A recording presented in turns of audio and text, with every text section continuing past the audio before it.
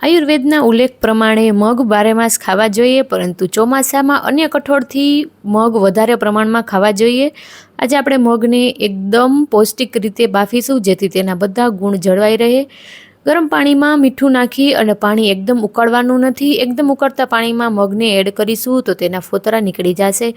હવે 2 થી 3 મિનિટમાં જ તમે જુઓ તો મગની ઉપર આવા ફીણા નીકળી આવે છે. આપણે ચમચાની મદદથી તેને અલગ કરી લઈશું મગમાંથી. હોસ્પિટલમાં ઘણીવાર એવું કહે છે કે દર્દીને મગવાળું પાણી આપો, પણ જ્યારે આપણે મગને રાતે પલાળીને નથી રાખતા અને ડાયરેક્ટ પ્રેશર કૂક કરી નાખીએ છીએ, અને એમાં પણ સ્પેશિયલી એલ્યુમિનિયમના વાસણમાં જ્યારે આપણે મગને સ્ટીમ કરીએ છીએ ત્યારે ખૂબ જ તેમાંથી હાનિકારક પદાર્થો છૂટા પડે છે. પરંતુ જો તમે આ રીતે કુકિંગ કરશો તો તેના પોષક તત્વો જળવાઈ રહેશે. એલ્યુમિનિયમનો ઉપયોગ ઓછામાં ઓછો કરવો. તેની જગ્યાએ સ્ટેનલેસ સ્ટીલ કે પછી માટીના વાસણમાં પણ તમે કઠોળને બાફી શકો છો.